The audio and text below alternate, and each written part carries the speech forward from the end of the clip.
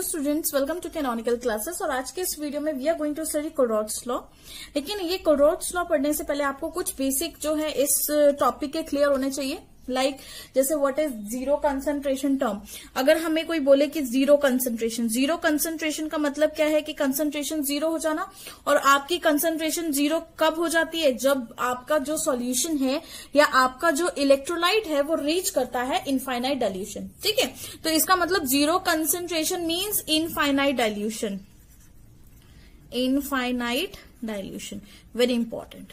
ठीक है, मतलब इतनी ज्यादा डाइल्यूशन हो जाती है कि कंसंट्रेशन जो है आपकी अप्रोक्सीमेटली क्या ही हो जाती है, नेग्लिजिबल जीरो कंसंट्रेशन हो जाती है। वहीं पे अगर हम बात करें मोलर कंडक्टेंस है जीरो कंसंट्रेशन, अगर हमें बात करनी होगी मोलर कंडक्टेंस की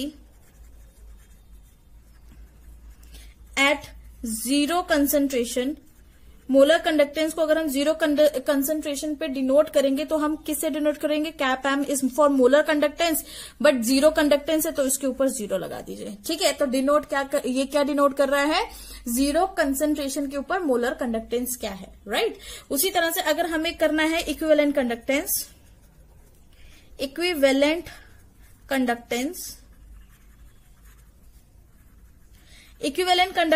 एट जीरो कंसंट्रेशन। आपके पास इक्विवेलेंट कंडक्टेंस है बट वो भी जीरो कंसंट्रेशन पर है, तो आपने फिर से क्या करना है? Cap EQ is representing equivalent conductance, but concentration zero है तो आपने इसकी भी पावर ऊपर क्या लगा देना है? जीरो लगा देना है। ठीक है, तो अब देखिए जैसे ही आप इलेक्ट्रोलाइट को डाइल्यूट करते हो, है ना, डाइल्यूशन अगर आप बढ़ा रहे हो, डाइल्यूशन जैसे ही आपने बढ़ा दिया, सॉल्यूशन का वॉल्यूम भी बढ़ गया, है ना। डाइल्यूशन बढ़ाने पे वॉल्यूम तो बढ़ेगा ही बढ़ेगा, और वॉल्यूम अगर बढ़ेगा तो उसकी मोलर कंडक्टिविटी भी क्या हो जाती है? इंक्रीजेस हो जाती है। ठीक है, तो ये एक छोटे से एग्जांपल से हम समझते हैं। सपोज करिए मैं एक जस्ट एस्टिमेट एक सिंपल सा एग्जांपल लेती हूँ। सपोज करिए मेरे पास VmL सॉल्यूशन है, कोई भी सॉल्यूशन है जो VmL है, और उसकी कंडक्टेंस, मोलर कंडक्टेंस हमने कैप एम ले रही, जिसको हम वॉल्यूम को तो हम ml में मेजर करेंगे और हम कंडक्टेंस किस में देंगे? Simon centimetre square mole inverse. ठीक है, यूनिट लिख दी मैंने यहाँ पे, मोल इनवर्स। अब सपोज करिए कि वॉल्यूम अगर मेरे पास 1 ml है, 1 ml की जो मेरे पास कंडक्टेंस आएगी दैट इज 0.3। ठीक है, 2 ml की मैंने मेजर की कंडक्टेंस मेरे पास आ रही है 0.31, 0 मतलब 0.31 आ रही है। उसी तरह से अगर मैं 3 ml की फाइंड आउट करूंगी तो 0.32, 4 ml की फाइंड आउट करेंगे तो 0.33 एंड सो ऑन। ठीक है, इसी तरह से। और अगर मैं 5 ml की फाइंड आउट कर रही हूं तो मेरे पास कुछ कंसंट्रेशन ऐसी आ रही है, कंडक्टेंस और ये ऐसी आ रही है 0.34। ठीक है, अब यहां से मूव करते करते मैं इसको लेकर जाती हूं 10 ml तक। 10 ml तक करते करते चेंज आ रहा है, बट 10 ml पे जब मैंने देखा तो इसकी आई 0.39। ओके, 11 ml पर देखा दोबारा से मैंने, अब 11 ml पर देखा तो फिर कितनी आई? 0.39 आ गई। और अगर हम 12 ml पर देखेंगे, अगर मैं यहां पर 12 ml पे जाऊंगी तो ये फिर से 3.9 और 13 ml पे अगेन मुझे सेम वैल्यू देखने को मिली। तो मैंने यहां पर क्या नोटिस किया कि ये जो पॉइंट है जहां पर 0.39 आ गया है, this point is saturation point. ठीक है, इस पॉइंट को हम सैचुरेशन पॉइंट बोलते हैं। और यहाँ पे बहुत इंपॉर्टेंट चीज जो आपको समझनी है वो ये है, इनफाइनाइट डाइल्यूशन का मतलब ये नहीं होता कि आपने इतना ज्यादा डाइल्यूट कर दिया, मतलब इनफाइनाइटली डाइल्यूट कर दिया। उसका मतलब ये होता है कि आपने इतना डाइल्यूट किया कि एक टाइम के बाद आपको सैचुरेशन मिल जाती है। और ये जो सैचुरेशन है जो यहाँ पर आपको देखने को मिली, this saturation point, this saturation in infinite dilution, ये जो सैचुरेशन है this is infinite dilution, this is infinite dilution. इसको हम इनफाइनाइट डाइल्यूशन बोलते हैं। ठीक है, तो इनफाइनाइट डाइल्यूशन का पॉइंट डिपेंड करेगा उस पर, किस पर डिपेंड करेगा? उस पर मतलब जो आपका इलेक्ट्रोलाइट है वो वीक है या स्ट्रांग है। अगर आपका स्ट्रांग इलेक्ट्रोलाइट है तो उसका अलग होगा, वीक इलेक्ट्रोलाइट है तो उसका अलग होगा। Molar conductance at infinite dilution, तो देखिए molar conductance at zero concentration that is cap M zero. ठीक है, और उसी तरह से उसी को इनफाइनाइट डाइल्यूशन भी बोला जाता है। वहीं पे अगर इनफाइनाइट डाइल्यूशन मतलब एक लिमिट तक आपकी कंसंट्रेशन कंडक्टेंस इंक्रीज होती है, उसके बाद वो क्या हो जाती है? कांस्टेंट हो जाती है, ठीक है। इसीलिए इसको और बोला जाता है लिमिटिंग मोलर कंडक्टेंस। मतलब molar conductance at zero concentration या इनफाइनाइट डाइल्यूशन, ये दोनों सेम ही है किसके, लिमिटिंग मोलर कंडक्टेंस की। लिमिटिंग मोलर कंडक्टेंस मतलब एक लिमिट तक आपकी कंडक्टेंस इतनी होगी, ठीक है। तो उन दोनों को सेम तरीके से रिप्रेजेंट करते हैं। अब देखिए, हमने मोलर कंडक्टेंस इनफाइनाइट डाइल्यूशन में पढ़नी है, तो हम दोनों केसेस को ले लेते हैं। फर्स्ट मैं ले लेती हूँ केस 1, और इस केस 1 के अंदर हम स्टडी करेंगे स्ट्रॉन्ग इलेक्ट्रोलाइट के लिए। जो हम ये केस 1 स्टडी करेंगे for strong electrolyte, for strong electrolyte, ठीक है। स्ट्रॉन्ग इलेक्ट्रोलाइट के लिए आपने स्टडी करना है। स्ट्रॉन्ग इलेक्ट्रोलाइट के लिए देखिए, आप स्ट्रॉन्ग इलेक्ट्रोलाइट के केस में आपके पास जो अल्फा आना है, डिग्री ऑफ डिसोसिएशन है, दैट इज 100%। अगर 1 से देखा जाए तो इज इक्वल टू 1, मतलब यूनिटी आती है, ठीक है। इसका 100% का मतलब क्या है, कंप्लीट डिसोसिएशन, मतलब आयंस डिल्यूट करने पर डिसोसिएट नहीं होंगे, क्योंकि अल्फा की वैल्यू नहीं बढ़ेगी। क्यों नहीं बढ़ेगी, क्योंकि वो ऑलमोस्ट जो है वो पहले से ही इतने ज्यादा डिसोसिएट है, उनकी कंप्लीशन जो है वो 100% है। तो 100 से ज्यादा कितना डिसोसिएट करेगा वो, ठीक है।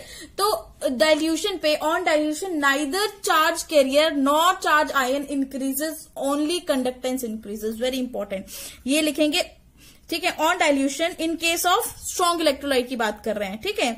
ऑन डाइल्यूशन, डाइल्यूशन होने पे neither charge carriers nor charged ions, nor charged ions increases, nor charged ion increases, only conductance increases, only conductance increases। सिर्फ और सिर्फ क्या बढ़ेगी, कंडक्टेंस बढ़ेगी, ना ही चार्ज कैरियर बढ़ेंगे, ना ही चार्ज आयन बढ़ेंगे, सिर्फ और सिर्फ क्या बढ़ेगी, कंडक्टेंस बढ़ेगी। अब बहुत इंपॉर्टेंट पॉइंट भाई, कंडक्टेंस क्यों बढ़ गई, अगर चार्ज नहीं बढ़ रहा है तो कंडक्टेंस कैसे बन गई। देखिए, क्योंकि ऐसा होता है, कंडक्टेंस क्यों बढ़ रही है, क्योंकि डिस्टेंस बिटवीन आयंस इंक्रीजेस। जो आपका डिस्टेंस है, डिस्टेंस बिटवीन आयंस इंक्रीजेस, ठीक है। आयंस के बीच का डिस्टेंस बढ़ जाता है, एंड जिसकी वजह से मोबिलिटी भी बढ़ रही है। मोबिलिटी मतलब मूवमेंट, है ना। मोबिलिटी ऑफ आयंस वो भी क्या हो रही है, इंक्रीज हो रही है। अब डाइल्यूट करोगे तो दूर दूर हो जाएंगे, दूर दूर हो जाएंगे तो एक दूसरे से फ्रीली हो जाएंगे मूव करने के लिए, ठीक है, वो भी बढ़ जाएगी। तो इसीलिए एक्सपेरिमेंटली एक ग्राफ प्लॉट किया गया, ग्राफिकली इसकी रिप्रेजेंटेशन करी गई कि किस तरह से इंक्रीज होता है कंसंट्रेशन के साथ मोलर कंसंट्रेशन। तो वो देख लेते हैं जरा। ग्राफिकली देखा गया, जब हमने प्लॉट किया √C का ग्राफ विद मोलर कंडक्टेंस, तो हमने देखा कि जो हमारी कंडक्टेंस थी उसकी कुछ वैल्यू हमें इस तरह से देखने को मिली, ठीक है। और ये जो वैल्यू देखने को मिली, मतलब जैसे ही आपकी कंसंट्रेशन डिक्रीज हो रही है, कंसंट्रेशन कम हो रही है, आपकी कंडक्टेंस इंक्रीज होने स्टार्ट हो रही है, ठीक है। तो वैसे ही देखने को मिली। तो उसके बाद जो सेकंड हमारी वैल्यू आई वो इसके पीछे, थर्ड वैल्यू आई इसके पीछे, fourth, fifth, sixth, seventh, eighth, मतलब इस तरह से ये सभी वैल्यूज आपके पास आ गई, ठीक है। तो ये देखने में क्या लग रहा है, ये क्या देखने में लग रहा है, देखने में तो ये एक स्ट्रेट लाइन लग रही है। आपको मिली कि नहीं स्ट्रेट लाइन, और जहां पर ये स्ट्रेट लाइन इंटरसेक्ट कर रही है, ये जो पॉइंट है जहां पे ये स्ट्रेट लाइन इंटरसेक्ट कर रही है, दिस इंटरसेक्शन वाला जो पॉइंट है, दिस पॉइंट इंटरसेक्शन का जो पॉइंट है, that is molar conductivity eight zero concentration. क्योंकि यहां पर जो आपकी कंसंट्रेशन है वो क्या हो गई, जीरो हो गई, molar conductance at zero concentration, ठीक है। तो ये जो पॉइंट है ये क्या देगा, वैल्यू देगा for molar conductance for a strong electrolyte. अब इसके लिए अगर हम इक्वेशन बनाए तो इक्वेशन क्या होती है, y is straight line equation क्या होती है, y is equal to mx plus c। ये आपकी x एक्सिस है, ये आपकी y एक्सिस है। तो y एक्सिस पे आपने मोलर कंडक्टेंस लिखा हुआ है, ठीक है। उसके बाद वहीं पे अगर हम बात करें तो ये c जो है, c मतलब जहां पे आपने कट किया है, ठीक है, intersection on y axis is your c।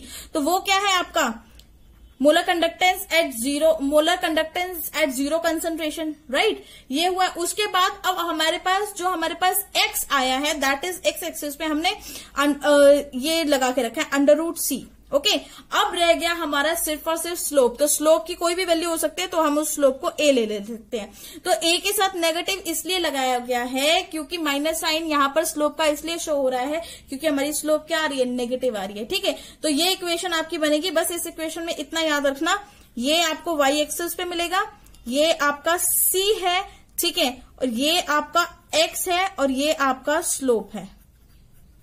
बस इतना याद रखेंगे। ठीक है, तो ये इक्वेशन आपको आपकी एनसीईआरटी में भी देखने को मिलेगी और ये वेरी इंपॉर्टेंट इक्वेशन है। तो इस इक्वेशन को नॉर्मली लिखेंगे तो cap M is equal to molar conductance zero concentration minus A under root सी।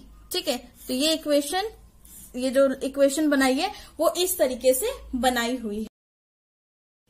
देखिए, अगर हम वीक इलेक्ट्रोलाइट का केस स्टडी करें तो वीक इलेक्ट्रोलाइट के केस में जो आपका degree of dissociation is much much lesser than 1, मतलब 1 से उसकी वैल्यू बहुत ज्यादा कम रहती है, क्योंकि डिग्री ऑफ डिसोसिएशन 1 किसके लिए होता है, स्ट्रॉन्ग इलेक्ट्रोलाइट के लिए, और ये पार्शियल डिसोसिएशन शो करते हैं वीक इलेक्ट्रोलाइट, इसीलिए इसका जो degree of dissociation much much less than 1।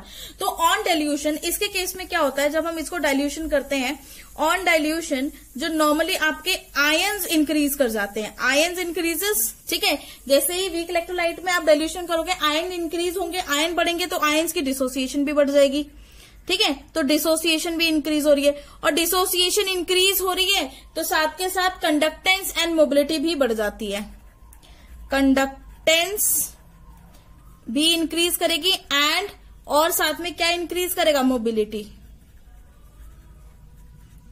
Mobility भी क्या हो जाएगी, इंक्रीजेस। ठीक है, मोबिलिटी भी क्या हो जाएगी आपकी, इंक्रीज कर जाएगी विद द कंडक्टेंस। और ग्राफिकली अगर इसको देखा जाए, ग्राफिकली इसका ग्राफ अगर हम ड्रॉ करें,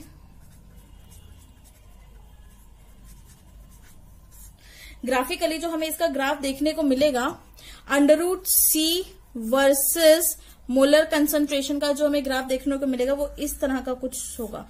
ठीक है, इस तरह से हमें रेक्टेंगुलर हाइपरबोला देखने को मिलेगा। यहां पर एक्स एक्सिस पे आपको सी मिलेगा और दिस इज मोलर कंडक्टेंस। ठीक है, जैसे जैसे आपकी कंसंट्रेशन कम हो रही है, यहां पर ऐसे हुआ ड्रास्टिकली इंक्रीज देखने को मिला। ठीक है, जैसे जैसे आपकी कंसंट्रेशन कम होती जा रही है आपको कंडक्टेंस में ड्रास्टिकली इंक्रीज देखने को मिला। ठीक है, और ये ड्रास्टिकल जो इंक्रीज है, drastically increase is due to, drastically increase is due to two factors। दो फैक्टर्स की वजह से आपको ये ड्रास्टिकली इंक्रीज देखने को मिला। पहला फैक्टर इज डिसोसिएशन बढ़ गई, क्योंकि नंबर डिल्यूट करने पे नंबर ऑफ आयंस बढ़ गए तो डिसोसिएशन भी बढ़ गई। ठीक है, सेकंड जो है दैट इज मोबिलिटी। सेकंड चीज जो आपने देखी दैट इज मोबिलिटी मतलब आयंस की मूवमेंट भी ज्यादा हो गई। तो नाउ क्वेश्चन इज कि कैप एम का वैल्यू आप ग्राफिकली फाइंड कर सकते हो फॉर अ वीक इलेक्ट्रोलाइट। जैसे हमने लास्ट में हमने क्या किया था कि जो हमने जीरो कंसंट्रेशन में निकाले था कैप एम की वैल्यू, तो वो हमने फाइंड आउट कर ली थी, जहां हमारा इंटरसेक्शन आ रहा था वो उसकी वैल्यू थी। ठीक है, लेकिन अब यहां पर ये क्वेश्चन आता है कि जो कैप एम का वैल्यू है क्या आप graphically for a weak electrolyte find out कर सकते हो, क्योंकि ग्राफ तो देखो, ये जो ग्राफ है अगर हम इसको एक्सटेंड करेंगे तो ये पैरेलल बनेगा, ये ऐसे जाएगा, ये ऐसे जाएगा, ये पैरेलल ग्राफ बन रहा है। ठीक है, तो इसको निकालना विद द हेल्प ऑफ, तो मतलब इसको हम ऐसे तो नहीं निकाल सकते, इसको हम निकालते with the help of Kohlrausch's law, और वो लॉ अब हम स्टडी करेंगे। ठीक है, तो उसके लिए ये चीजें बहुत इंपॉर्टेंट समझना जरूरी थे। तो what is Kohlrausch's law? According to this law, ये लॉ क्या बोलता है, देखिए कोलरॉट्स लॉ क्या बोलता है। According to this law, limiting molar conductance जो होती है किसी भी इलेक्ट्रोलाइट की, वो समेशन होता है किसका, उसके इंडिविजुअल कंट्रीब्यूशन का। फॉर एग्जांपल जैसे कि आपके पास HCl है, तो HCl की जो मोलर कंडक्टेंस है वो किस पे डिपेंड कर रही है, उसके इंडिविजुअल एनायन और कैटायन पे डिपेंड कर रही है, जैसे कि H पॉजिटिव और Cl नेगेटिव। ठीक है, तो वही कोलरॉट्स लॉ बोलते हैं कि इस लॉ के अंदर जो लिमिटिंग मोलर कंडक्टिविटी है किसी भी इलेक्ट्रोलाइट की is a summation of individual contribution of cation and anion of that electrolyte. मतलब वो जो इलेक्ट्रोलाइट जिस भी कैटायन एंड एनायन से बना है, उस कैटायन एंड एनायन के मिक्स कंट्रीब्यूशन से ही आपकी लिमिटिंग मोलर कंडक्टेंस होगी, और उसी के बेसिस पे आपकी कंडक्टेंस जो है वो फाइंड आउट की जाएगी। फॉर एग्जाम्पल अगर हम बात करें मोलर कंडक्टेंस की, तो देखिए मोलर कंडक्टेंस है जीरो कंसेंट्रेशन फॉर HCl। अगर मुझे लिखना हो तो मैं इसको कैसे लिखूंगी, लेमडा नॉट H पॉजिटिव। बस कुछ नहीं, इसको मतलब इसको ज्यादा कंफ्यूज होने की जरूरत नहीं है। ये कैप है, हमने HCl लिखा तो इसके जो आयंस हमने लिखने वो हम कैसे लिखेंगे, लेमडा लगा के, ठीक है। लेमडा फॉर आयंस, रिप्रेजेंटिंग क्या कर रहा है, क्या रिप्रेजेंट कर रहा है, आपका आयंस रिप्रेजेंट कर रहा है, ठीक है, रिप्रेजेंटिंग आयंस। और लेमडा नॉट ये क्या हो जाएगा, Cl नेगेटिव, ठीक है। These are the molar concentration जो है आपकी HCl की कंसंट्रेशन, molar concentration of HCl at zero concentration, molar conductance है सिंपली जीरो कंसंट्रेशन के ऊपर, ठीक है। इसको इक्वेशन नंबर 1 आपने पुट किया। सेकेंड, अब आपने सेकेंड इक्वेशन ली, दैट इज आपने ली कैप नॉट NH4Cl, ठीक है, NH4Cl। अमोनियम क्लोराइड ले लिया आपने, क्या लिया, NH4Cl। इसको अच्छे से दिखाते हैं, साफ नहीं है ये, देखो NH4Cl, ठीक है। अब इसका आपने आयन अगर लिखना है तो आप कैसे लिखोगे, lambda naught NH4 positive plus lambda not Cl negative. ये आपकी इक्वेशन नंबर 2 हो गई। सेम यहीं पर अगर आप मोलर कंडक्टेंस वाटर के लिए लिखने जा रहे हो तो आप कैसे लिखोगे, ठीक है, lambda naught H positive plus lambda not OH negative, ठीक है। ये equation number 3।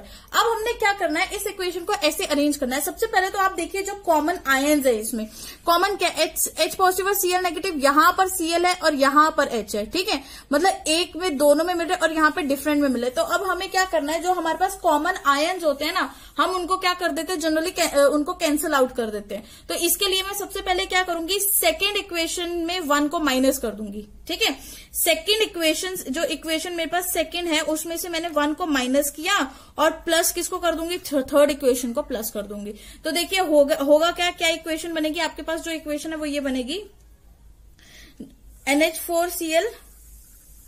NH4Cl minus lambda minus cap not HCl plus cap not H2O, यही है, ठीक है। ये किसके इक्वल होगी, ये इसके इक्वल होगी, लेमडा नॉट NH4 पॉजिटिव, पहले इसके आयंस लिखो, ये जो भी NH4 पॉजिटिव लिखा आपने, ठीक है, प्लस ये क्या हो गया, लेमडा नॉट Cl नेगेटिव, लिख लिया। उसके बाद आपने फर्स्ट इक्वेशन लिखनी है, फर्स्ट को माइनस करना है, तो माइनस हमने लगा minus lambda naught H positive minus lambda naught Cl negative, क्योंकि ये दोनों माइनस के हैं, ठीक है।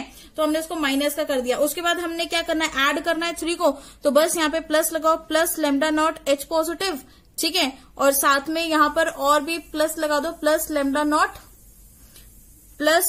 नॉट OH नेगेटिव, ठीक है। ये क्या आ गया, प्लस, ठीक है, plus lambda not OH negative आ गया। अब इसमें जो सेम है, देखिए plus Cl negative minus Cl negative cancel हो गया, plus H positive minus H positive plus H positive cancel हो गया। अब आपके पास बचा हुआ क्या रह गया, ये रह गया नॉट NH4 पॉजिटिव, ठीक है, plus lambda not OH negative, ठीक है। तो ये आप इसको कंबाइन करके आप क्या लिख सकते हो, ये लिख सकते हो कि नहीं, कि कैप M जो है NH4OH के आयंस ऐसे ही होंगे, this is a weak base. ये क्या है आपका, ये एक वीक बेस है, ठीक है, और उसके आयंस को इस तरह से रिप्रेजेंट किया जाएगा। बस यही तो है कोलरॉड्स लॉ। बस आपने क्या देखना है, कॉमन आयन देखने हैं, उसको सिलेक्ट करना है, उनको कैंसिल आउट करना है, और इससे आपका कोलरॉड्स लॉ सॉल्व हो जाएगा। सबसे इजी न्यूमेरिकल्स होते हैं इसके, प्रैक्टिस करिए, कोई डाउट है तो मुझसे पूछ लीजिए।